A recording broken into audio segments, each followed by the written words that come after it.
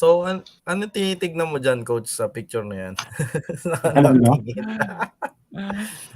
All right. It is episode 130 something. Bianca, if you can PM me what number this is. It's 128. All right, 128. And Mackie, Jolly, and I have been crazy busy. We went to school with Coach Joey. We went to a BMW bash over the weekend, and thank God it's a holiday. So tonight we've got Coach Joey, and he's gonna criticize and educate Mackie and myself. Bibigyan kami Trash ng talk. grade Ito, based on trash our talk na kami. constructive criticism, man. I always appreciate good feedback. Negative feedback is better because I can get better. So, welcome to the show, Coach Joey. Hi, welcome. Good evening, guys. Wait, I'm trying to fix something here. No Yeah. worries. Hindi pa tayo, Live na hindi ba tayo? pa, Live na.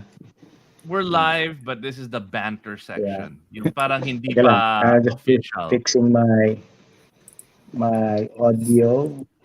For some reason, it's coming out in the speakers, not my headset. Teka lang. What happened? No Parang worries. Go na-disconnect. for it. Parang,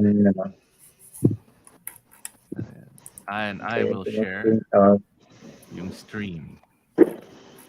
Right. Got it. Yep. Clear audio. Oy, yung mga early birds, pa-share naman ng live stream namin.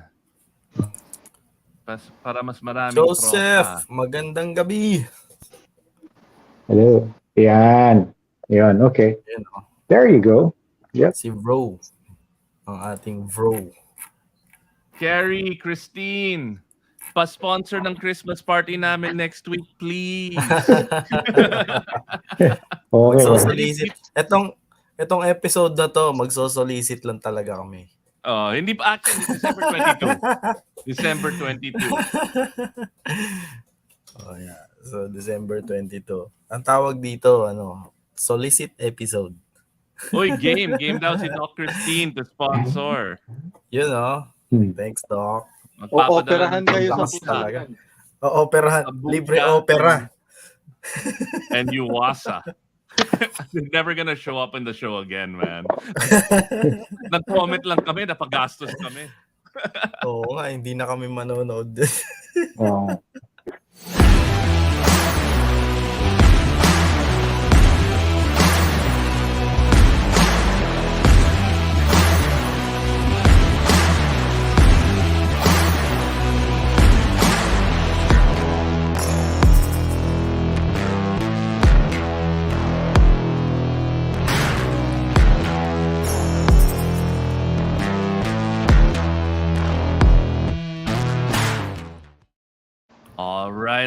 All right. Episode 128 of Yo, Hello.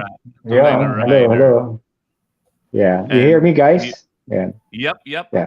All right. All good. And we've got Coach Joey Storm in the Tunay Rider house. What's up, Coach? Hello. All good. Yeah, it's been a busy week. Of course, school and some other events.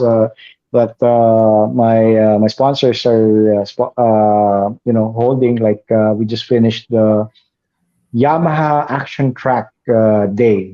It's a program where parang outreach program that we provide up and coming or new riders with skill sets and track time. So tinuturuan natin sila sa track, and just to promote, of course, safety, to keep racing or sport riding in a controlled environment in a track, and have these people be more responsible in the road. Yeah.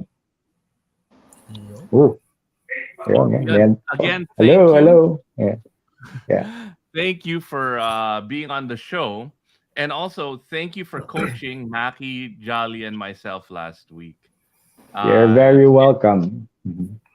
sobrang eye-opening. But before we get to that, Maki, grabe.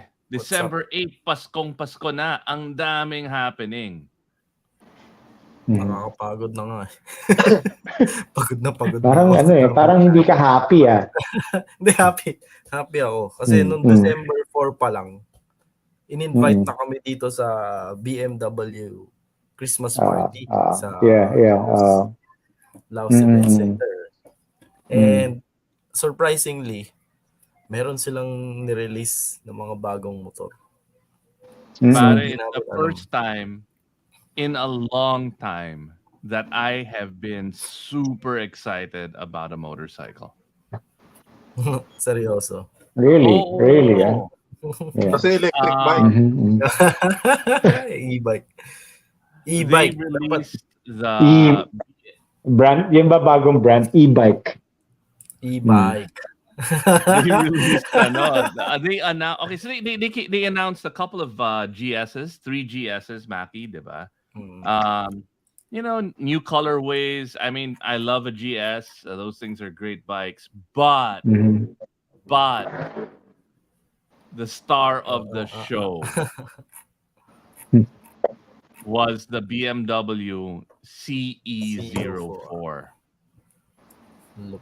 What's a CE04? It's a scooter? Sounds like a scooter. Yep. So nung weekend na yon, it was first revealed in the flesh, the 2023 CE04 electric bike. Okay. So tawag nila dito is the Silent Revolution. Yeah. Dahil basically ito na yung the next step forward. The new wave. Yeah, To develop solutions and concepts for urban electromobility. How do you feel about that? Kinabisado yung Talagang binabasa mo yung PR ah. Basang-basa yung PR. Bisado ko. Joke. Alam ko si iba kasi hands down for sure talagang favorite niya talaga itong mga e-bike eh. Kasi pag pangalan niya, pag binasa mo yung iba, e-bike, katunog, di ba? Hindi e-baka, e-bike. pero guys, seriously, dun napapunta eh.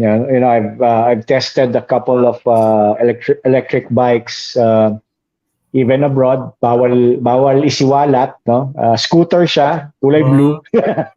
yeah. And it's amazing torque, dependability, sobra ganda.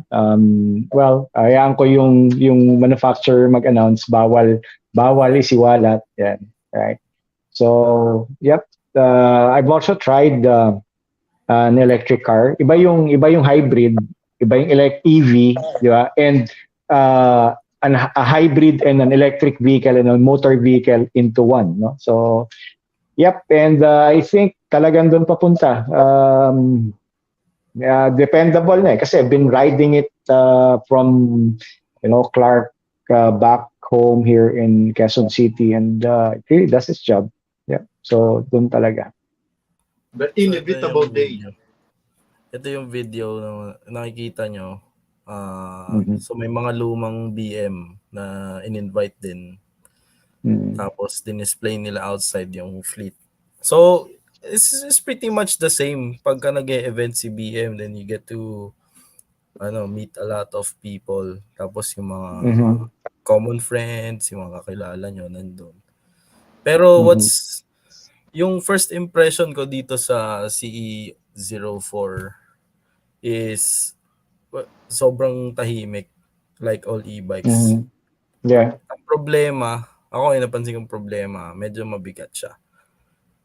For me, I think it's because of the battery, bro. Sa battery. Tingin ko yung ground talagang nilagay doon sa baba para yung ground clearance balance sa ilalim.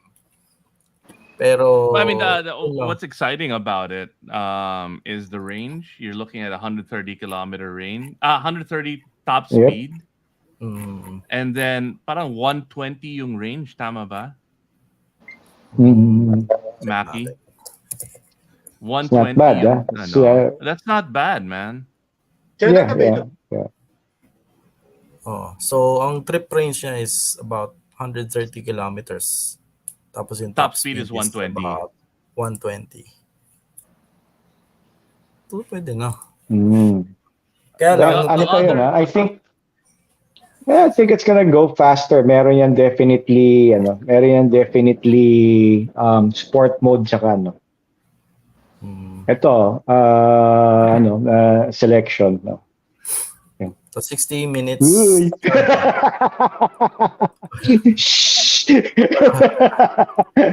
Parang Ziho yata yan eh.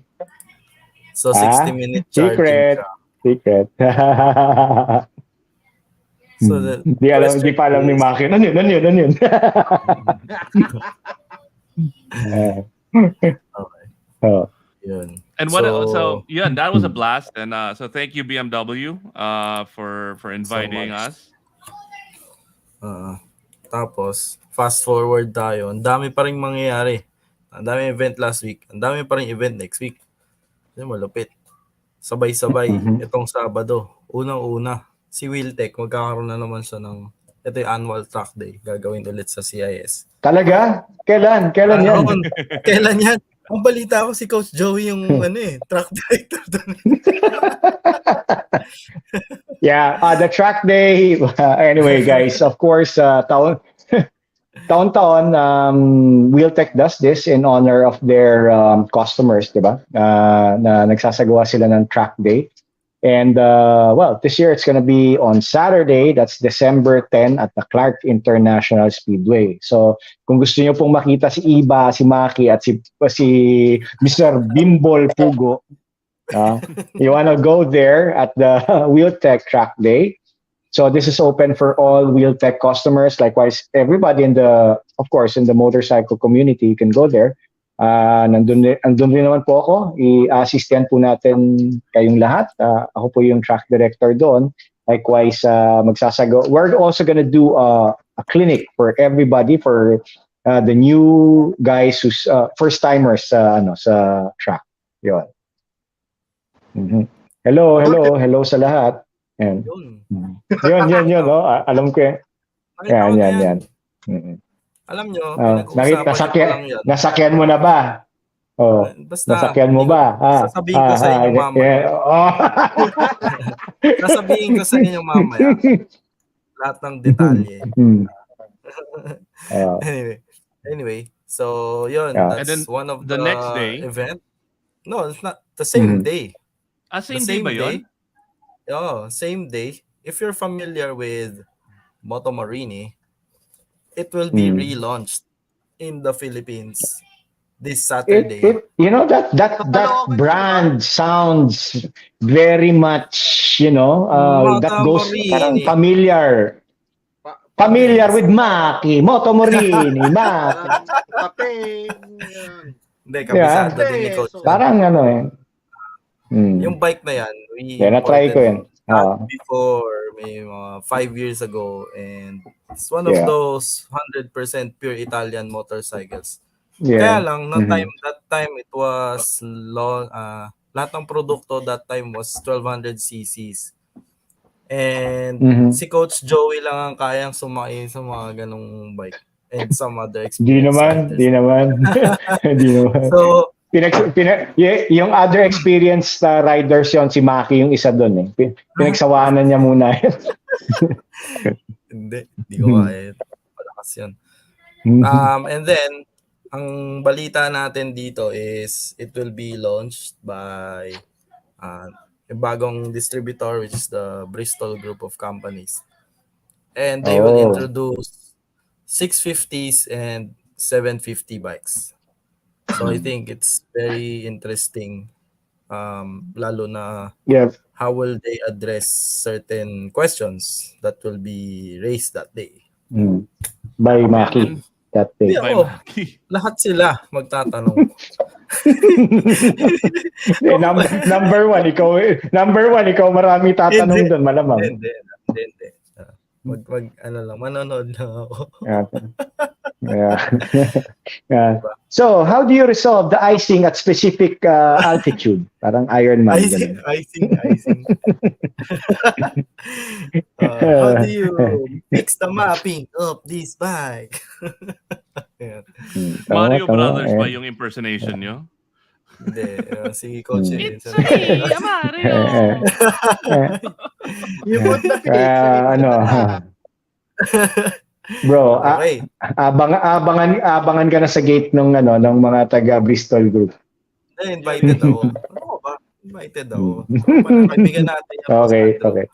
Boss Andrew pa Yeah, nag-invite sa atin. O, di ba? After Scripted nun, yung mga tanong ni Maki. hindi. Hindi scripted Mm. yun. Mm. Hindi All right, and then Diba? December 11, Sunday, the next day. Ito na, the next day, yung Club 200 Endurance Race Relay will be simulated on si Coach Joey din ang magtuturo. O, di ba? Grabe, busy si Coach Joey. Buti Ibang nakasingit klase. tayo, Maki. Kaya nga Hindi ko nga alam bakit pa natin na-i-invite to si Coach eh. Dahil sa dami ng racket ito eh. Nagre-reply pa nga sa mga inquiries eh. Oo nga eh. Multitasking. Hindi, ibig sabihin, ang masasabi ko lang dyan, yung activities ay buhay na buhay talaga. At ang daming gustong mag-participate. And ako, I'm super psyched. Diba? I'm super excited to get on the track sobrang again. napapanahon kasi 'di ba, Sabado may track day, Linggo may track day na naman. Tapos galing tayong track day kay Coach last time. So ibig sabihin, Ready na. Sobrang healthy ng community that they want to 'di ba, yung enjoy yung pagra-ride sa loob ng racetrack. Next month, And, maghahanap ng bahay yan si Maki sa Clark. Hindi makikitira lang ako kay Coach. And the endurance Nakamute relay. ka, Coach. The endurance relay is really exciting because it is not your normal race. And on December 11, what Club 200 is going to do is going to walk us through how it works, no? Yeah. This is actually, I think it's a very good event. If you remember, every year sa motorcycle community, yung January, February is the start of what we know as mga endurance or endurance riding events, no? So ang mga kilala natin dyan is of course Ironman, Motor Rally, and there's a lot of those, right? And the move of Club 200 is they're bringing kasi over the years nagkakaroon ng mga issue about safety and because it's an event done on the road where ang idea naman actually like ng Ironman nowadays is it's touring, di ba? Getting to see the whole countryside. Now, of course, hindi mo makokontrol dahil libo yung sumasali. There's a lot of people joining and some people medyo nakakalimutan na yung road etiquette na you're not on a racetrack, they start riding fast or it's about how many hours mo natatapos. So what I think Club 200 did was if you got that competitive part and put it on a proper venue, no, na racetrack which is a controlled environment, wala kang maabala doon, di ba? Walang pedestrians, walang commuters, so it's just you guys participating on that event, and then doon mo talaga malalabas yung skills and your endurance and the performance of your motorcycles. So that's the idea, and I've heard, no, this is not just going to be the endurance event per se, but it's also going to be a festival. Parang initial plans was the whole roads doon sa may gilid ng Clark Speedway, that's Panday Pira Avenue. It's going to be set up. There's going to be a lot of booths, a lot of presenters. So it's going to be something like a festival, no? A motorcycle weekend na pwede ka tumambay. There's an event, meet friends. It's like a homecoming. There's stuff that you can buy or probably whatever displays that you'd see. So something like that yung in-expect sa February. Yun. Exciting, So no? I'm super excited about that. And ano, sali ba tayo, Maki? Buck? Oo, dapat Oo. may tunay na rider contingent doon, no? Nakakahiya naman kung hindi tayo sasali. Yung problema, may Nag-practice pa naman magpapahiram pa ng tayo. motor. Meron. Napakarami. Ang dami Hindi ako Electric sumali bike. dyan, baka matalo ako eh. E-bike. Hindi natin E-bike. kailangang E-bike. manalo. Diba? Ang And kailangan then, natin Mag-invite is tayo, category, para Totoo wala naman tayong yun, bro. kalaban. In this event, pinaka-importante, I believe, no, is it's within, kumbaga, barkadahan, club yun no, na see if you have what it takes to finish the challenge, which is, as of now, alam ko 50 laps. Parang 200 kilometers yun Parang inano nila na it's the Club to Army Navy 200 kilometer challenge, no? Kung kaya nyo ba, do you have what it takes to finish it as a team? Diba? Siguro yung place or pang ilan kayo, icing on the cake na lang yun. Importante, natapos ninyo yung challenge. Parang gano'n. Basta may libreng iced tea ng Army Navy. Game ako. Ay, malam yan. Ano yun? Ano nga ba yun? Ano yung iced tea nila? Liberty. Masarap yun. Masarap yun, Liberty. Army Navy, hi. Tunay na rider here. Army Navy ang Alright. Wala ako mga jug doon ko ilalagay. On December 12 naman, there is Monday, Philippine Motorcycle Tourism Riders Night. It's a year-end gathering and fellowship sa Club Intramuros, Bonifacio Drive, Intramuros, Manila. Starts at 7 p.m. I'll be there by mga 8 o'clock. Ikaw, Maki, Buck, Joey, will you be joining? Yeah, parang that's a bike tambay ba yan? Ganon? Bike tambay. Bike tambay. Huwag tayo umuwi. Oh, yeah. Okay yan. Okay yun. Alright, Araw-araw, so magkita-kits tayo. Yeah, that's Sa go. dami ng event, para tayong billboard. Madali na sa akin yun. May Skyway, bro. May Skyway. I mean, okay siya dahil ngayon lang ulit kasi bumalik yung yung kumbaga yung sigla ng industriya. Yung sigla ng parang lahat gusto. Tara, event tayo. Araw-araw may event, di ba? So, I think it keeps the industry going. Yeah. It's healthy for the community and for the industry, of course. And nakagulat lang kasi halos talagang every other day meron. Kasi dati it was planned 1 year ahead lahat ng activity. So ayun. I think it's good. That's good. Yeah, aside from yung mga planned activities, no, we also of course see in social media that a lot of clubs are, going out, having their club rides, diba? Even the iba-ibang mga manufacturers are sponsoring club or group rides. So, yeah, it's up and about, no? Yung ating motorcycle community, we're back and it's getting healthier as it was or even bigger than what it was before. Yeah. Napansin ko nga parang ang dami ng club na nagbubukas ngayon. Yeah, madami. Example.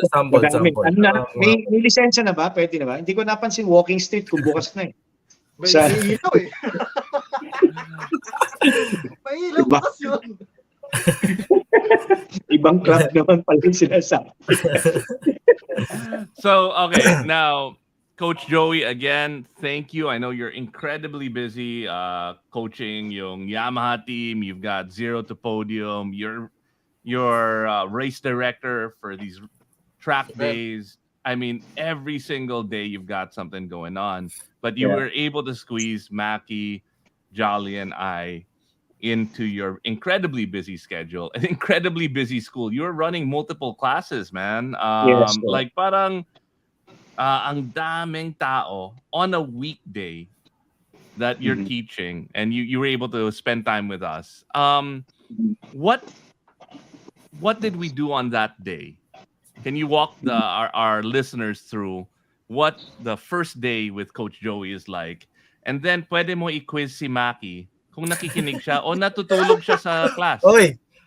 Hindi ako natutulog si John. Pwede ka magtanong. Ako nag-notes ko. Labas ko na yung notes ko. Siya raw yung valedictorian nung Well, may start.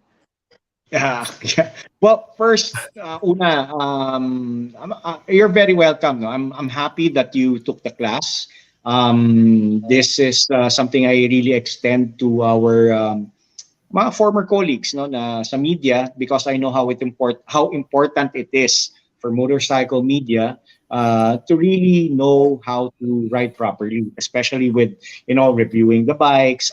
It helps you understand why the bike is like that, how it handles, why this technology is here, and it's siguro my way of giving back to an industry that has helped me a lot to get where I am right now. No? I could say kung hindi ako nag-spend ng time sa pagiging motorcycle media, I wouldn't get the chance to attend all these schools that I've attended here and abroad and come up with this school. That's the reason why I had that advocacy of giving back to the community. Coach, Yes. nagme-media ka pa ba? O ano ka na, talagang full-time riding coach na? Well, yes. Syempre, when we talk about media and probably like vlogging, there are two different things. Yun yung dapat maintindihan ng mga tao. Kasi pag media, may context, di ba? May context. It's not just how you see things, but it's, from everybody's view, a general view, no? Hindi personal mo na view. If you're a blogger, it's how you view the thing, right? So I don't do media work per se na, attending media events, doing PR or stuff like what we used to do before, right? But of course, I still maintain my social media, which is more of what I personally think of a specific event, a brand, or whatever, no? And I post about what I do or mostly share about the same advocacy of sharing riding tips, katulad ngayon, no, na para mas marami tayong matulungan. The idea is better competent riders, safer roads, a more productive in the industry and the community. So that's the idea. Okay. Anyways, so, speaking of, we started off in the classroom. Okay. And Maki made three things. Riding on the track is a 3-part equation. Yeah. Yeah. Okay. Can you name, Maki, any of those three things? Any. May gulong-gulong pa, may charts pa si Coach Joey. Alam ko yan. Name any of those three things. Gyro. Now, that's an element of a thing. That is a specific detail of a thing. Three things, Maki. Name one lang. He spent the whole morning telling us about those three things. Yeah. Importante yung tatlong things na yan. Chappy, Chef, hello? Teka, hello? Hello, parang wala. Okay, I'll give you one. And then Coach Joey, correct me if I'm wrong. The first one is the motorcycle. Yeah, correct. Okay, Correct. the second one, Maki, is the rider. Yes, correct. Alam ko yan. Ano yung third? Okay. The third is the skill. What? The third is the skill. Track. Sige, track. Tama. Track talaga. Hindi. Hindi. Well, yeah, medyo tama. It's third is environment. Environment, where you ride, di ba? Who you ride with. Yun. Ano yung panahon, di ba? So, yun. So, yung sinasabi ni Iba, the three things that we focus on is one, your motorcycle, di ba? Everything about your motorcycle except the features, electronics, and stuff, but mostly the fundamentals of how your motorcycle works and what affects it, di ba? Yung the forces that affects your motorcycle. Two would be, of course, the rider, di ba? Your limitation as a rider, which is actually ang tawag nga natin dito, the obstacle in between you and getting to the next level of advancement, di ba? And third would be, of course, yung environment, yung kung saan ka nagmomotor. Kumbaga, yung tatlong bagay na yon, doon umiikot yung scientific riding na tinuturo natin, which we teach, no? And lagi, it's the idea here is riding is actually counterintuitive, no? Yun yung lagi natin sinasabi. Kabaliktaran, nung tamang pagsakay, yung tamang pakiramdam. It does not feel right. Yung dapat mo gawin sa motor, hindi tama yung pakiramdam. So that's the challenge there. Kasi if you don't feel right about something, di ba? Paano mo gagawin, di ba? Tipong ang takbo mo 250, liliko ba to? Di ba? Paano mo yung number one example natin. You're running at say around 200 kilometers per hour, and then to steer the bike, you have to steer it in the other direction. Para lumiko sa kanan, kailangan yung harapan ng gulong nakaharap sa kaliwa, di ba? So kung hindi mo naiintindihan how counter steering works and the dynamics involved there, it's very hard to do, no? To do that. Di ba? Kasi siyempre, pakiramdam mo, yung feeling mo, yung instincts mo ayaw gawin yon. So what we do at school, yung ginawa ko sa inyo is I hammered into you how these things work. Paano siya gumagana? Paano nangyayari? Because pag naiintindihan mo paano gumagana isang bagay, kahit na medyo mali yung pakiramdam, mas madali mong pagkatiwalaan. Kasi naiintindihan mo paano gumagana. Hindi siya magic, hindi bahala na, hindi tsamba. Kumbaga, every time you get to that corner, normal na natatakot ka dahil ito yung speed, hindi normal sa atin na mabilis tayo. But when you get there, no, and when you execute the proper steering technique, which is counter steering, the bike will always change direction and steer because of the dynamics involved. Yun siya. No? Yun. Medyo nerdy pakinggan. Yeah. So yeah, yung pinaka, I only have one criticism, honestly, Coach Joey, and I hope it's okay. Yeah, it's of course. For me to share this, no, live in front of all these people. Yeah. It is that, pucha, ang sarap ng lazy boy. Paano ka nagtuturo sa lazy boy? Grabe, nakahiga kami, nakaganon. May tinapik ako eh. Lazy boy o ugawa? Lazy boy, pare. Kasi yung classroom ni Coach Joey, malamig. Pare, lazy boy, malamig. Sa gitna namin nalawan si Jolly. So kami ni Maki, honestly, si Maki nakikinig na distract lang kasi ang lakas ng hilik ni Jolly, sabay namin sinipa yun. And gumang, Tinapik namin sabi. Kaya sinasabi ko na talaga na, bear with me kasi antokin talaga kayo dito eh. Yun yung, but then again.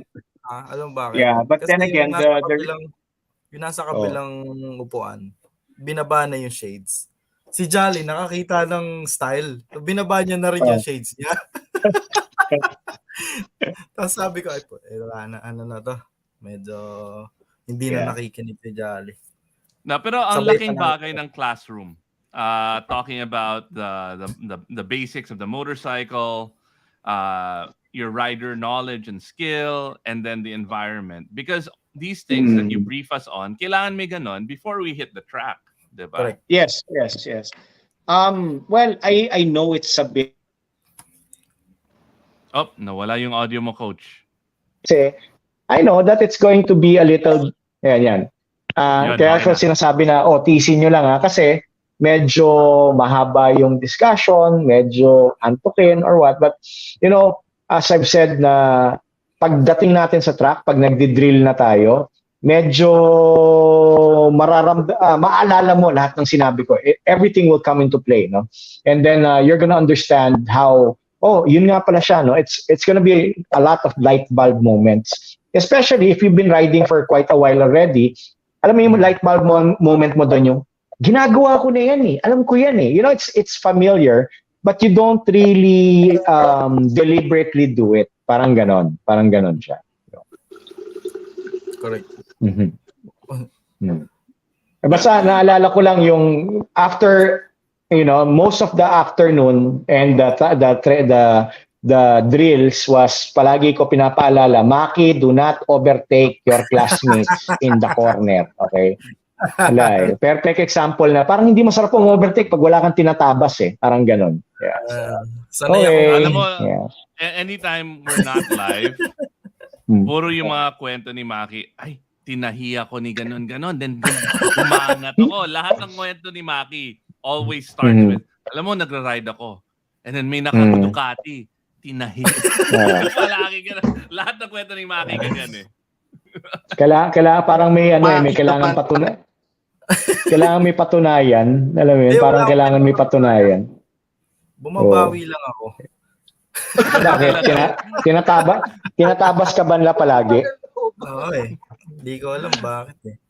Okay, so we did the classroom. And Hindi then maganda we see yun, the value of that. Hindi maganda yun. Tutularan. And then after that, yeah. Yeah, and then after that, what did we do next? Okay, so the una, syempre, di ba? Classroom. So it's I present the general description of scientific writing, the concept, yung system, yung core, no? How it works, get you understanding, going back to the basics, and breaking everything down to the basics on a practical sense na madaling maintindihan, madaling apply, and then to hammer that in, we head to the track and do a drill. Di ba? May drill, set of drills na ang pinapractice natin yung pinag-usapan natin ng mga bagay, no? Like speed is your friend, your bike is more stable if you're accelerating, di ba?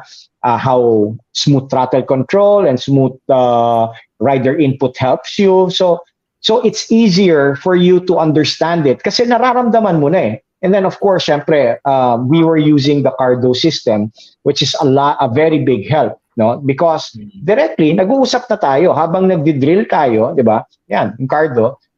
Sinasabi, wag mong gawin 'yan, Maki, tigilan mo 'yan, wag mong overtaken yung mga yan sa kurbada. Yeah. So pero pinatay diba? Rather than going around. Hindi, hinanaan ko yung mukha nga. Yeah, parang Mute Joey Hindi, mag-explain parang Hindi kasi ako marunong overtake sa diretso. Hindi ko alam kung paano eh. Kasi di alam, gaganto sila. Hindi, kainin ko sa loob. Pero the other thing that sablay. The other thing that I found really interesting was we used small bikes. We used sub 400cc bikes. 150cc's, yeah. 150cc bikes. And alam mo, syempre, yung mga long-time riders, ay, ang liit niyan, blah, blah, blah. Diba? Ang daming alte. Yeah. But the reality is, ako, you can use, with my 790 Adventure, I can probably use 30% of its capabilities, right? I've probably pushed it 30% of what it can do. On these 150cc bikes, I felt comfortable in, opening up the throttle, pushing it down. I was able to play and experiment more than I would have been able to on a bigger bike. Yeah. Well. That's the design of the drills. No, before we had our students ride their own bikes at a big track. No, and it was actually harder for them. It took time, not harder. It took time for them to grasp the system. Whereas when the small track in Clark became available for our use. So we tried a couple of classes there, and we found out that because of the layout of the track, which is a lot more technical than the big track. Kumbaga, sa small track, hindi ka pa nakakurap. Aliyan na yung kurbada no? So you really have to prepare for the corner. You have to go through your checklist fast and really execute the proper steering. Otherwise, damuhan ka, di ba? You end up in the grass. So, and syempre, with the help of our sponsors, Yamaha, they provided the training bikes that we've been using for the past 3 years. Those were our 1.5s, MT 1.5s, and the step-ups would be an R3, which we used for the bigger track. They were perfect for the kart track. No, it simulates that you're setting up the proper braking points and the steering points and the apexes and the reference points around the small track, and using the 150 bikes, they could actually simulate you using a bigger bike, on a fast track and carrying a lot more speed. And the plus there was you're a lot more confident on these bikes. Kasi you were thinking, 150 lang to, I use a 790 eh. But then again, the truth is, it's the same riding system. Kahit ano pang motor yan, same riding system. I'm pretty sure a couple of days ago when you tried your bike, suddenly things feel familiar, di ba? Despite the fact that you used a different bike, a smaller bike, when you hopped on your bigger bike, it's the same thing. It's the same thing. Recently, one discovery, I'm pretty sure a lot know that I've just recently became the head coach of Yamaha racing team, even in the international races. And of course, my standing orders was to get more results for our races. They were the bikes that we're racing right now are underbones. They're smaller, right? They're a different geometry, different setup from the bikes that we're used to, which are super bikes. But then again, I always believe that imposibleng iba yung sakay sa underbone at sa motor. Isang riding system, isa lang naman yung physics natin. Isa lang naman yung law of physics eh. So it's impossible that there's a different group of principles or laws of physics that govern this smaller bike than a bigger bike. That's not true. Imposible. It's impossible that the shortest distance from one point to another sa straight line, iba pagdating sa maliit na motor. Hindi pwede yun. Pareho lang. So what we did was we applied what the riding system, scientific riding system that we learned, we use on a big bike for these smaller bikes, and we've been producing very good results. Right now, we're head-to-head with the powerhouses racing in the Asia Road Racing Championships, and it just shows that it's the same system. It's all about physics, no? And the advantage there is understanding how the basics affect your motorcycle. Because if you go far-fetched and do some advanced technique that you don't really understand how it works, kasi nakita mo lang ginagawa, no? It's so easy to get lost and end up into an accident kasi you can't actively predict the result of what you're going to do. Pero pag naintindihan mo yung basic ng isang bagay, di ba? Naintindihan mo yung technique, ano yung mga nakaka-apekto sa motor, pag ginawa mo to, alam mo yung magiging resulta, alam mo yung kakalabasan nung gagawin mo. And that's the important thing, that you can actively predict the result of everything you do on your motorcycle. Kesa yung liliko ko dito, bahala na kung overshoot ako o hindi. Di ba? Yun yung problema. And actually, for me, knowing, I'm a nerd, right? Knowing the reason why gives me more confidence to ride more aggressively doon sa track, more aggressively than I would, because I know you sharing the physics earlier and the science behind it gave me that confidence. Yes. Ako yung changes na napansin ko doon, lalo na doon sa small track. Kasi mas marami yung saddle time ko sa kalsada talaga eh. More of touring kami, long distance riding. Pero yung training ko before kay Coach Mel, nag-start kami sa off-road.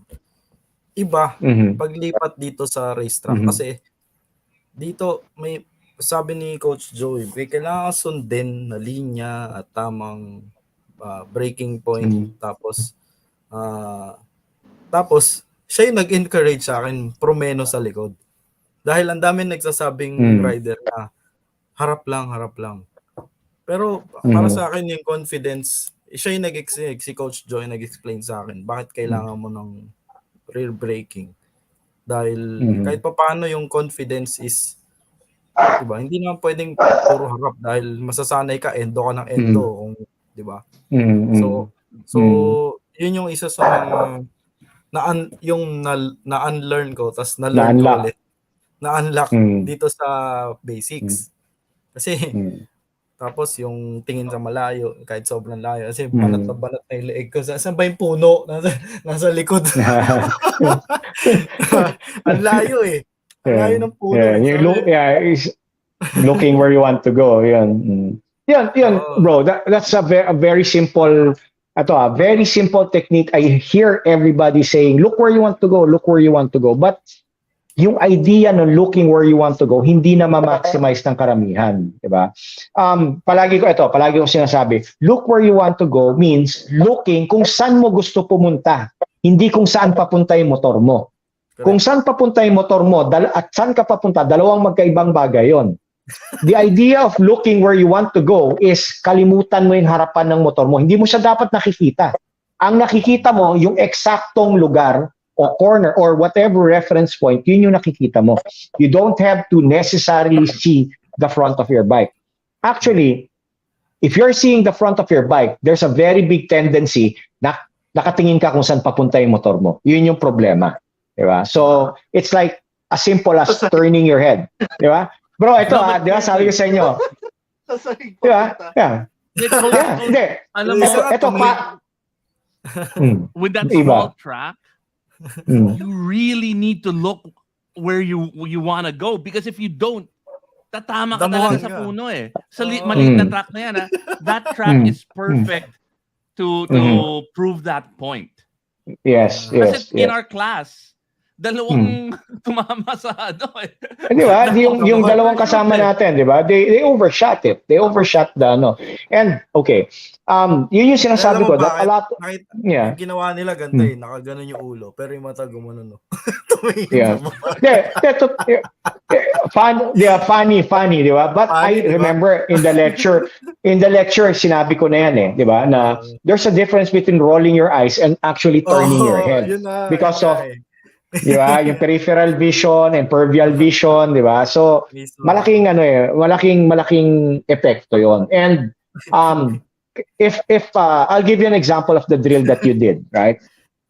The first drill that you did is we worked on throttle control, right? And visuals, di ba? And lines, no? But the kicker here was to get the proper throttle control. You were riding on fifth gear, walang preno, no brakes. You are not allowed to use the brakes even come approaching the corner. So it's just roll off throttle, steer, and then look where you want to go. Yun siya, di ba? So, una, syempre, it felt, uncomfortable and scary. But as you go along, di ba, parang... Una, downshift. Ay, mamamatay yata to. Downshift ako, downshift. So, una, mali. So, but tama nung bandang hapon, nung tinasabi ko magpreno na kayo, ayaw na nila magpreno. Kaya parang di ba?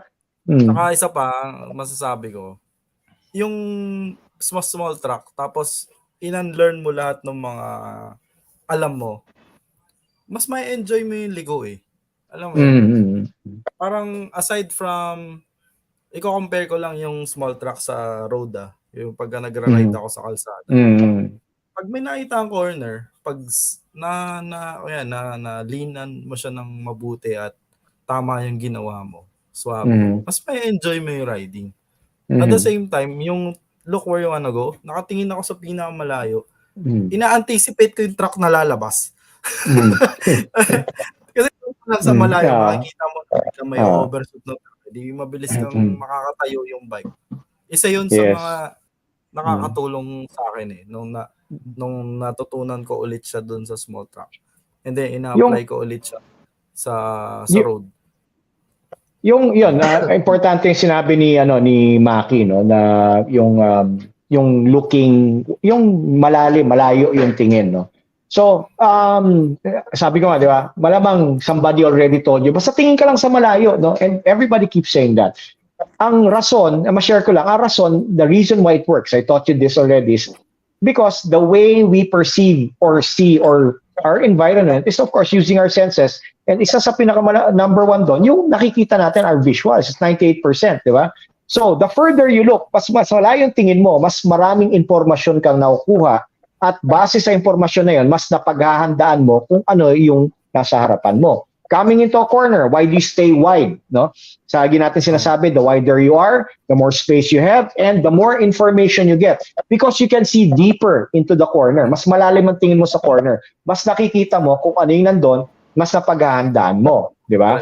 Kung hindi, pag maaga ka bigla lumiko doon, meron palang nasiraan na truck, may overtake na isang truck, salubong kayong dalawa, late na, di ba? Yeah. Tsaka yun, sa race naman, sa track naman, it makes you faster. Kasi pag doon ka na nakatingin, parang ka nagte-teleport doon, hindi mo alam na. Andun ka na sa tinitignan mo, Yeah. di ba? So, Yeah, and Coach I believe Joey, yung nag-enjoy ka. Yeah, yeah. Before you get to our grade and your constructive criticism of us, Mm-hmm. you know that straight where you're Uh-huh. open, you're all out, and then And then after the the chicane. chicane, that curve after the chicane, hindi ko pa na perfect. I always screw up on that curve. Everything else, medyo I can do it confidently na, but I'm just like, oh crap, that curve is coming in.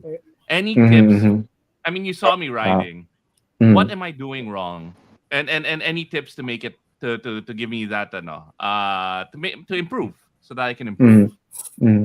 Okay, you're talking about yung sinasabi ni Iba, no? It's a right-hander. It's a parang big C, but the peculiarity of this corner is it's actually cambered.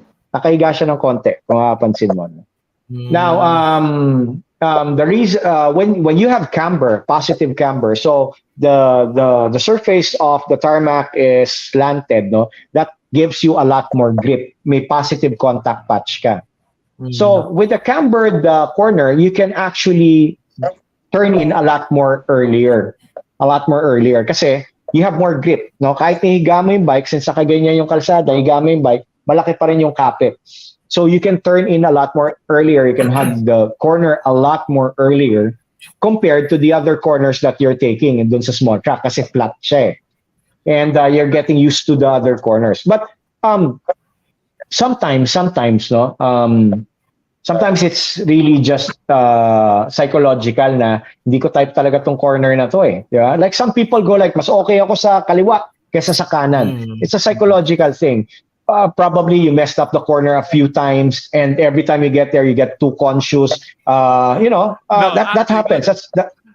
I was trailing the guy in front of me and then lumampas siya the first time around. Yeah, I remember that. Yeah. Nakakatakot to. Yeah. Okay. Yun. Those incidents, like those incidents, bro, those incidents will really, di ba, Mark, di ba? Matatakot ka talaga, especially kunwari, aksidente or somebody crash, di ba? And riding is, a lot is depends on our how we perceive, di ba? The ride or how we're doing or the corners, that psychological eh. So pag sinabi mo hindi mo kaya, hindi mo talaga kaya yon. Imposible kaya mo, iniisip mo hindi mo na kaya talaga eh. But the first thing that I keep reminding you guys is if you're riding with someone, you see him, but you see through him. Peripheral, you don't focus on him. If you're focusing on him, fixated ka sa kanya. So sinusundan mo lang yung linya niya. Pag bigla siya nagkamali, definitely you're gonna be sucked in there. Magkakamali ka. Or if the guy has a different skill level and suddenly flicks, biglang lumiko sa harapan mo na mabilis, parang you're left there, oh, what am I supposed to do? You're supposed to be looking at your reference points, di ba? So attention to your reference points when you get to that second cone, despite na ang layo niya, feeling mo hindi liliko, bring it to the second cone, steer the bike, and then look at your apex. What happens is you're looking beyond your apex. Second cone, nakatingin ka na sa puno ka agad eh. Diba? So that's the reason why. And two, remember when I told you guys na it's a survival reaction of getting off the throttle when you're supposed to be on the throttle. The reason why you're getting off the throttle is feeling mo magwa-wide yung bike. So, hindi mo ginagasan. Paano ngayon susunod yung motor sa linya na gusto mo kung wala naman tumutulak sa kanya? Pinatay mo yung throttle eh. Di syempre, mag-go-wide siya. Baliktad. You should be on the throttle, di ba? Yeah. So, those things. Yes. Those are, well, it's based on experience. Of course, I have a lot of students who, struggled with that, and it's my job to pinpoint ano yung issue, ano yung hindrance, no? And that's common. And it's normal because it's a survival reaction. Survival reactions is produced by our instincts because we are human beings, di ba? Dahil tao tayo, meron tayong instincts, and anything that does not feel right, hindi tama yung pakiramdam, our body produces an involuntary reaction para kontrahin yon, di ba? Ang problema sa motor, hindi tama yon. Hindi yun yung dapat para sa motor. Because, the motorcycle doesn't care if you're scared or what. It just, the stability really just depends on the forces acting upon it.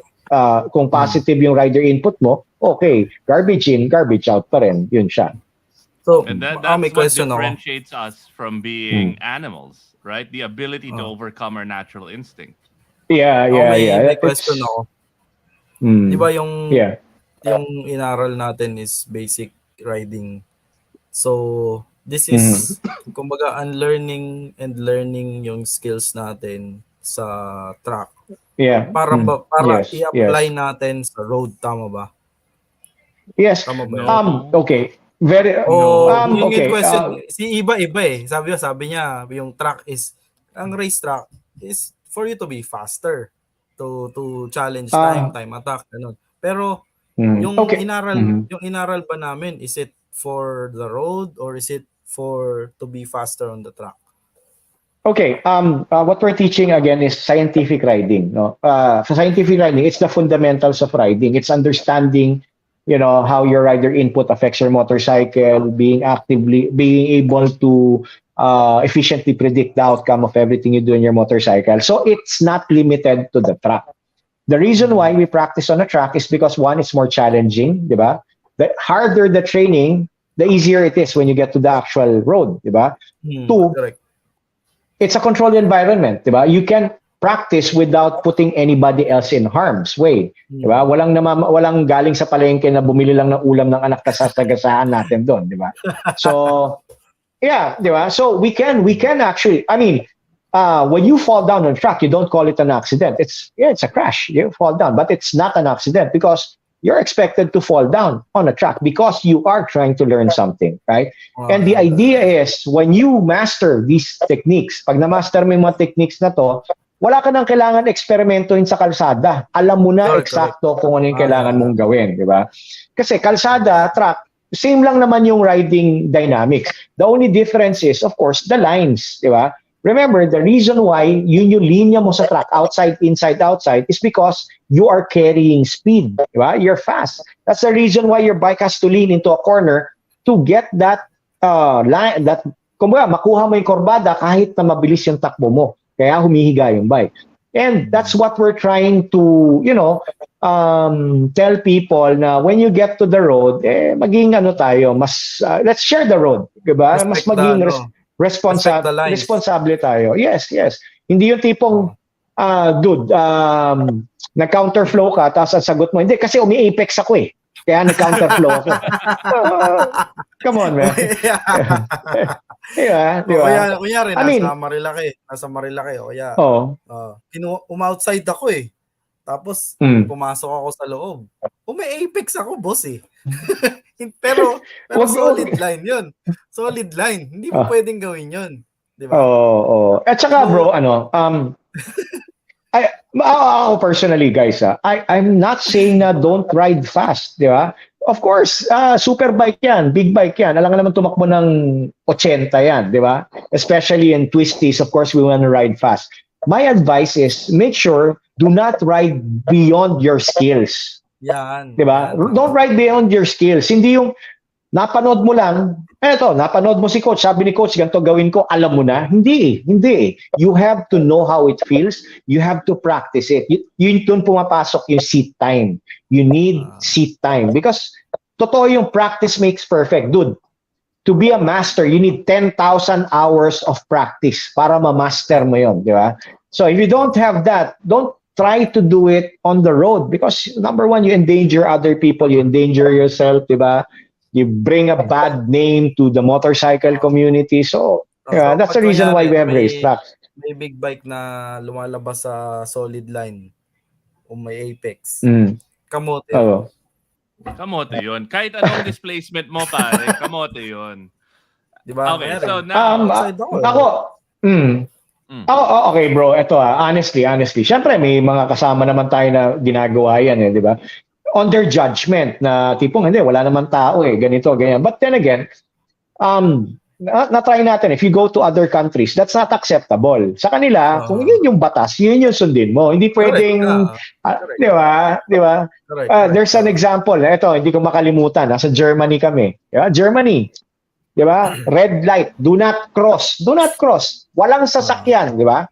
Tumawid pa rin yung mga Pilipino. Pinagsisigawan kami ng German na babae na hindi ba raw kami edukado, ganito, ganyan, ganito, di ba? Sa kanila, unacceptable yon, di ba? Unacceptable. So it really depends on our discipline, di ba? On how responsible we are. And I think to change this, wala naman ibang magsisimula. Tayo lang din So especially yun nga yung sinasabi natin na mga celebrity media or media personality na the more that you have to be responsible because people look at you, people watch you, di ba? So yun yung that's sa akin lang naman. Yun yung tingin ko diyan. Ako yun lang yung Alright. So okay. Yeah, go ahead, Mackie. Sa atin kasi, di ba, hindi masyadong enforced. Tapos, syempre, may kasama tayo. Pag may isang gumawa, sunod-sunod na yan. Di ba? Bakit siya? Bakit siya ginagawa niya? Pwede ko rin gawin. Di ba? So, tingin ko, depende na lang din talaga sa iyo yan. Tapos, tiisin mo na, alam mo nang bawal, bakit mo gagawin? Di ba?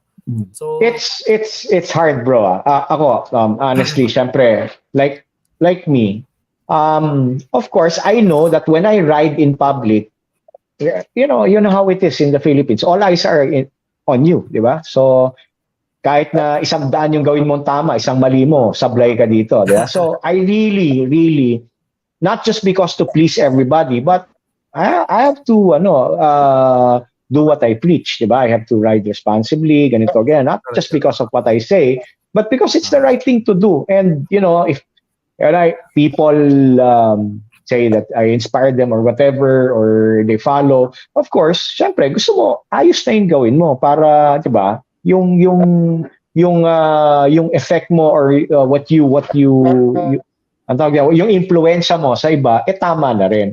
Kasi, hindi lang naman para sa atin people get educated, we get better riders, more competent. It's better for the community, safer for us, better for the industry, mas lalaki, di ba? Kesa yung pag nagpapaalam ka magmotor, Nay, gusto ko magmotor, papakamatay ka ba? Di ba? Ganun yun. Yeah. All right. So, as we hit the hour, and before Coach Joey gives us our grade, Mackie, for after our first day with him, we got a couple of things that we got to announce. December 22, it is the Tunay na Rider Grand Christmas Party /EB. Alam ni Coach Joey anong ibig sabihin ng EB. So, December 22. Electric bike. We're gonna have it at Deja Brew. We've got a lot of awesome sponsors giving us stuff to give to everyone. Ride Manila. We've got Mutt. We've got Label. We've got Moto World. Sino pa, Maki, yung mga nasa listahan natin na ang dami. Macbeth. St. Mary's. Label Of course, St. Mary's. Yuwasa. We'll be posting something soon. Our Grand Christmas Party /EB at Deja Brew, December 22. Yung mga walang pera para manood ng Eraserheads concert, punta kayo doon sa amin. We'll play the E-Heads. Hindi mo kailangan tumayo. Ayun na. Yeah, I'll talk to you guys to see what we can give out from zero to podium. Probably 1 day pass, di ba? Yun, no? Uy, panalo yun. Ako na yung akin na yun. Right, ano ka na? All access ka naman. Coach, thank you so much. Like every Tunay na rider, we're here to improve. We're here to become better, safer, more responsible riders. And part of that is having the humility to accept criticism, because nobody's the best rider, right? Ego is what causes crashes. Ego is what causes you to put a wang-wang on your bike and ride without a helmet. It's all ego. And it's about controlling that ego. Si Tom Cruise talaga. Yun ang pinakamalaking ego. But Coach Joey, what is Yeah. the grade you give Mackie, Jolly, and myself? And what are the Mhm. constructive tips that you can give us to become better riders? Okay. All right. Sige. Let's start with Iba. Right?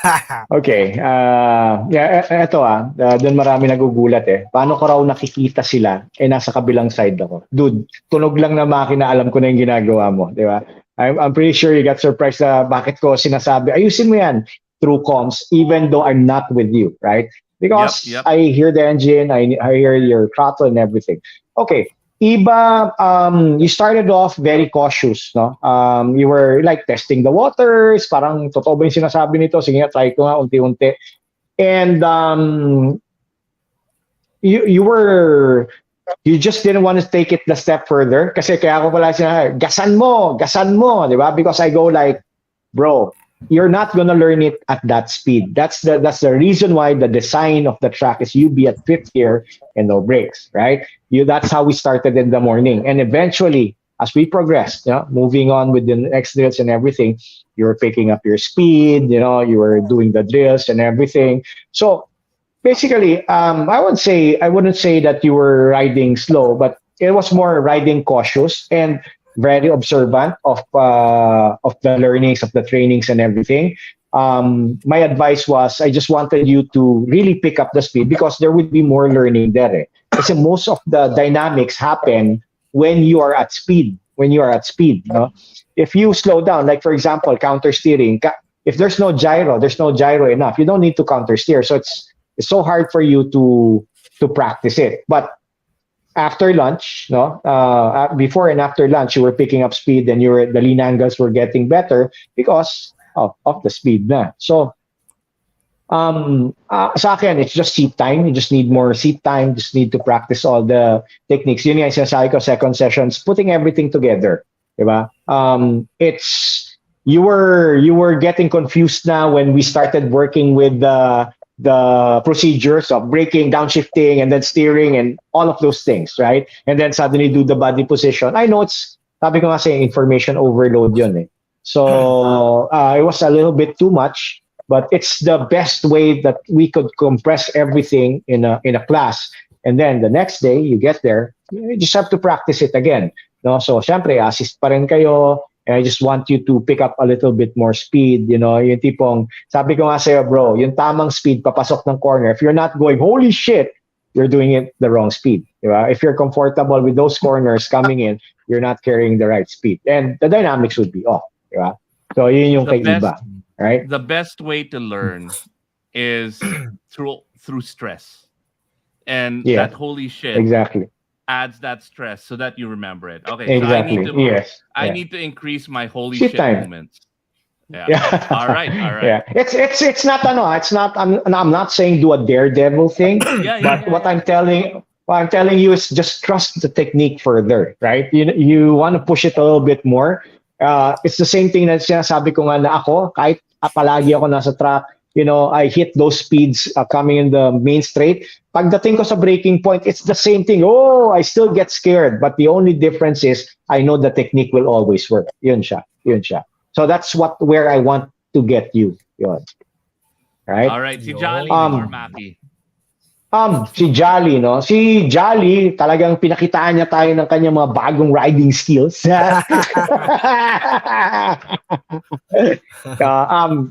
Watching Jolly, a very educated rider, carries a lot of experience, no?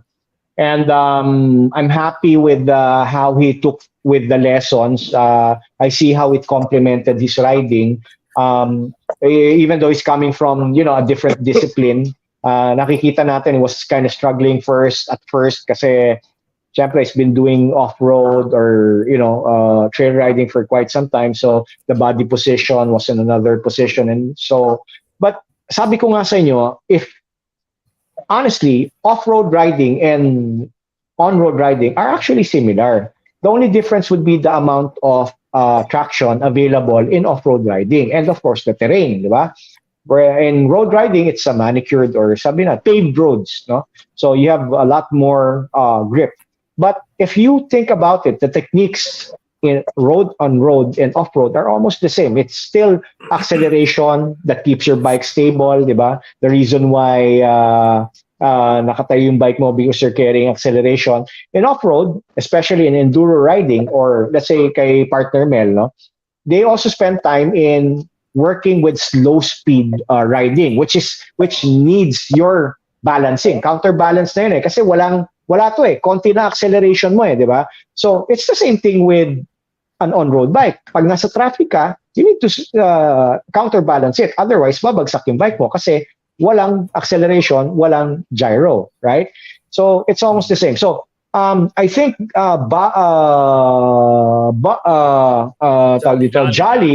Jolly was able to transition from that. From the first session to the second session, he was able to transition from actually using his old style of riding and infusing what I was teaching. Yung second session, he was already doing really fast corners. Ang bilis na niya sa corners, and I was just reminding him of trying to keep down, ibaba lang yung center of gravity niya because he was like upright, no, which is everybody are used to in off-road riding. But here, of course, you want to lower it, not because para lumiko yung bike, but to gain more stability and get more grip, di ba? Si Jolly Higante yun eh. Yun na yung pinaka-low na kaya niya eh. Yeah. Low ni Jolly, ang taas pa rin eh. Yes. And nung unang ikot, most of you guys naman, unang ikot natin, I just talked about, the corners, where to look and stuff. Wala pa naman yung reference points natin. So everybody was like doing wide lines, diba? You were not mindful about the apex and stuff. So the idea was just to get through the corner, exit properly, diba? When we did the second session, we were working on the reference points, basically your braking point, turning point, apex, and your exit, no? And suddenly everything was falling into place. Jolly was, getting faster and faster. That I had to tell him to slow down a little bit because, of course, yung gamit niya na bike is MT-15. It's a standard bike, and the lean angles that he's doing is really, really low, and he has no way of see or gauging how low he was because we weren't using body position or bringing our knee out yet, di ba? So yun yung reason na sinasabi ko nga na bagalan muna natin and let's try to get to the next session or next lesson bago mo gawin yan. So all in all, Jolly, I think he absorbed the lessons very well. It complemented his riding skills. Of course, with everybody, a little bit more seat time, putting it all together will work. I wanted him to try the R7 also, pero nahag ni Maki yung R7. It's mine, man. Wala eh. Mine. Then nakalimutan ko. Yeah. Speaking so of Jolly. Yeah, there you go. Yeah. So Jolly ended up going back to the small track and practicing his craft on an R15. He was using an MT-15, then transferred to an R15. Yon. So yeah, Jolly just needs a little bit more seat time, riding very well. Very evident naman yung experience at saka craft niya when it comes to riding. Yon. Maki. Okay. Yan. Maki na. Ito si Maki. Yeah, si Maki. Yeah, si Maki. No? Yan yung mga instances na nang-overtake sa kurbada. Maki, wag mo overtake ka. Shh, overtake ka. Yeah.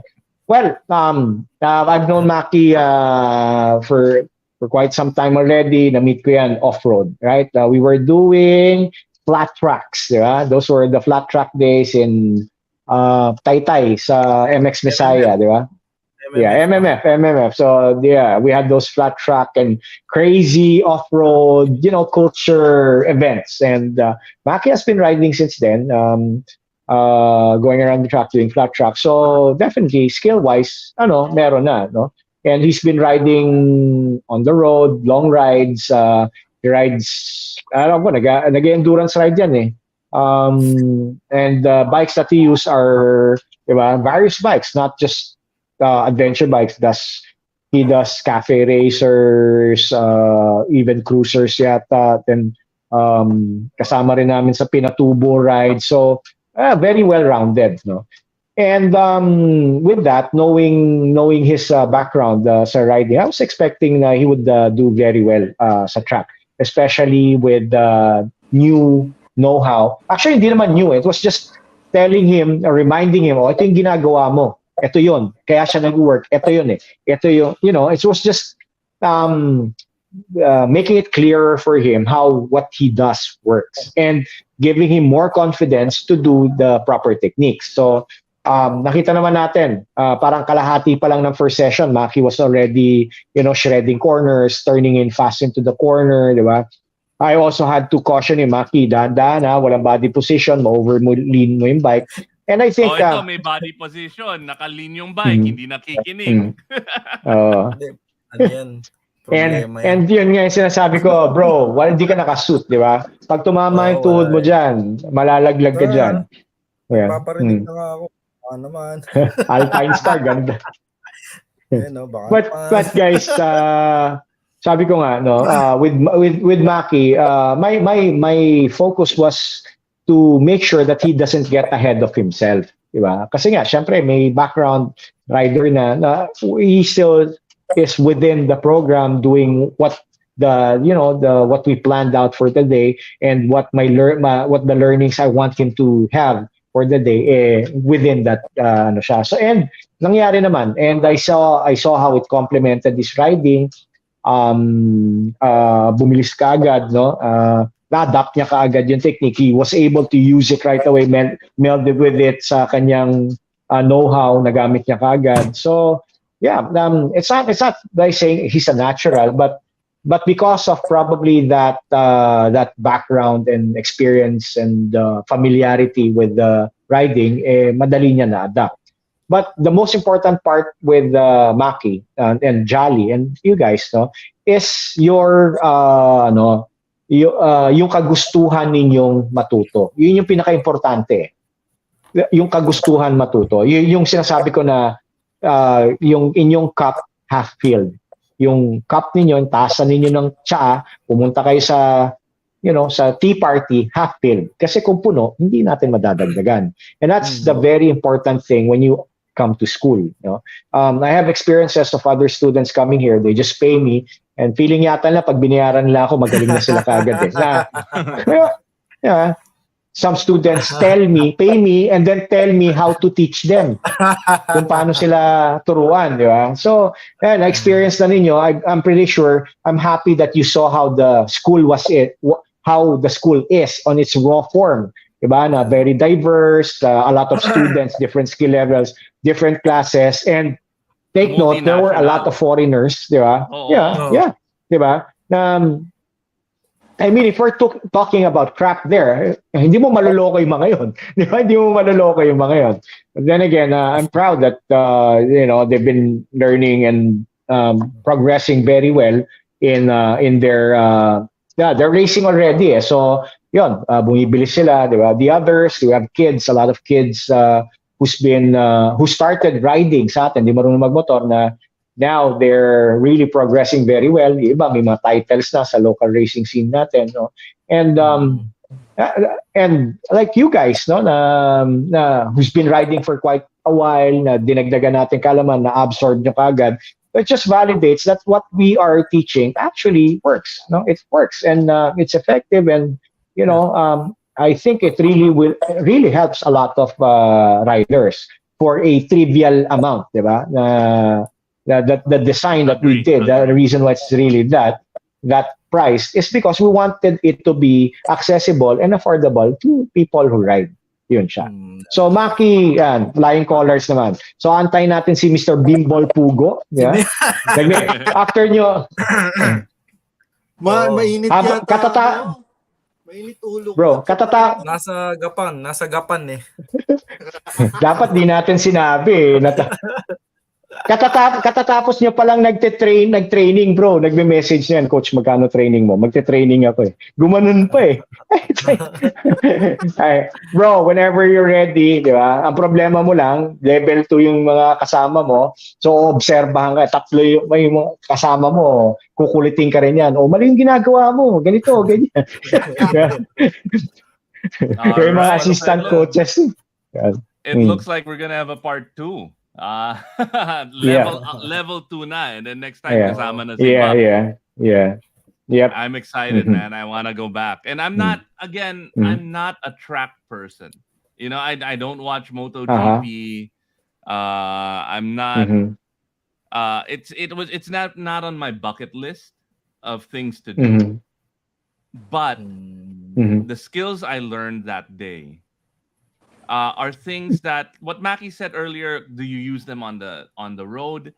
Not necessarily, but the understanding and the science and the being able to apply things that I would never do on the road in the track gave me a lot more confidence in my street riding ability and made me a safer rider. Correct. I'm happy. I'm proud of you. I'm proud of that, man. Ako, bucket list ko na yung lazy boy. Kailangan mo ma-experience yung lesson sa lazy boy, pre. Tapos pilitin mong hindi makatulog talaga dahil sobrang Kaya hindi na tayo bumalik nung hapon doon, pre. Delikado na eh. sobrang lamig. Delikado yun. Alam ko na eh. Alam mo yun, kakakain, pagod, akit. Wala nang afternoon class no. Alam ko na yun. Pero ang Kaya, ganda nung room na yun sa Motul. Yeah, it's Motul, ang tawag natin doon, Motul Race Facility. Siyempre, yun naman, support naman ni Boss Charlie Ong sa atin. No? Yun. Guys, by the way, I'd like, magandang gabi muna sa lahat ng mga kaibigan natin na nanonood ngayon. Di ba? Guys, good evening. Thank you for tuning in, for watching. And hindi lang yan, for all the support. Ang dami natin estudyante na nanonood ngayon. Thank you for patronage, for the support sa school. The reason why we have the school as it is right now, it's not just because of we're doing well, but it's mainly because of the support of our alumni. No? So our alumni every year nagtutulong-tulong to keep the school, to have our product, to keep it as it is, and share kung ano yung natutunan nila dito sa Zero to Podium Riding School. So thank you guys. Thank you so much. Yeah. All right. Again, thank you. Amazing. Incredibly blessed to have been taught by the Coach Joey Storm. And we'll be seeing you in the next couple of days, like almost every single day. So we get to hang out with you more. Saturday. Any shout outs, any sponsors you want to thank, any events you're having? Okay. First, I'd like to, sabi ko nga, Tagalogin lang natin. Unang-una, hindi po tayo makakarating kung nasan po tayo ngayon, kung hindi dahil sa tulong po ng ating mga estudyante, ng ating mga partners, yung mga sponsors natin. Alam na po ng mga sponsors natin kung sino-sino po sila. Maraming po salamat sa blessing, and makakaasa po kayo na tuloy-tuloy po natin gagawin to, na mag-extend ng quality training para sa mga riders natin, sa Filipino riders, sa Filipino riding community. We will always try to keep it very affordable and accessible to everybody. And likewise, I'd like to thank, of course, mga friends natin sa media and pamilya natin, of course, Tunay na rider, for having me tonight and giving me this opportunity to ma-extend, maipabot pa rin sa ating mga kapwa riders yung konting mga riding tips, konting experiences na sana makatulong po sa inyong lahat. Likewise, thank you everybody for watching tonight. And events, of course, on Saturday, we have the Wheelcheck Track Day. So sa lahat po ng customers ng Wheeltech, lahat ng mga nagmomotor, you're invited. Just go to the Clark International Speedway. Sa Sabado po yan, may track day. Ako po yung track director ninyo. Meron po tayong clinic na sasagawa doon para sa mga first-timers. On Sunday naman po, para sa upcoming Army-Navy 200-kilometer endurance challenge sa February, meron po tayong track day.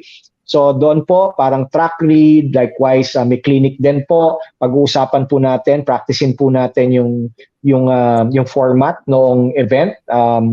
Tsaka yung ma-practice po rin natin yung pagsakay sa track, especially doon sa mga sasali na first timers sa track, first time na gagamitin yung motor nila kasi iba-iba to, may adventure bike, naked bike, hindi sport bike lahat, no? So this is the perfect time to tune up and prepare for the upcoming event. sa February po yan, it's not just gonna be an endurance challenge, but it's also going to be a bike fest, no? So merong mga booth, mga activities around the Clark International Speedway sa Panday Pira Avenue. So you wouldn't want to miss this. More events. So far, we're still conducting our classes every Wednesday, Tuesday, Wednesday, Thursdays. We're still at the Clark International Speedway before Christmas season. So any query na lang, message nyo na ako para hindi na natin sila maabala. So again, good evening guys, and ride safe, ride happy, and share the road and own the track. Yo. All right. Thank you so much, Coach Parang Joey. naano si Bak doon si Stan siya. Nasi-stress si Buck because he just came back and then they did training. Now he's Coach Yeah. Buck. And then he's like, oh crap, kailangan marunong ko Pogo na siya mag-English. ngayon. It's like, yeah. dudugo yung ilong niya. Right. Hindi, mako-compliment ni ni Bak yan. Tagalog ako yeah. Ako mag-English. Okay? Okay. All right. Okay. And again, ano English sa bilao? Oh, Buck. Below. Bilaw. Yun. On that note, see you guys December 22 and next week, as usual, Thursday, 8 p.m. for Tunay na Rider. Yeah. Peace. Sir Leo, happy birthday Sir Leo, happy birthday. Nudge. Shout Wait, out. birthday Nudge pala ni Abdul. Leo. Kuya Pao. Leo San Juan. Yun. Leo Dino, late ka na naman. Sama ka sa amin, Leo. Mag-track tayo. So worth it, man. Lako, nagano yan, alumni yan. Sila ni Mamsi. Pareho nagtatrack yan. Alright. Yan. Maraming salamat sa inyong lahat. And see you next week.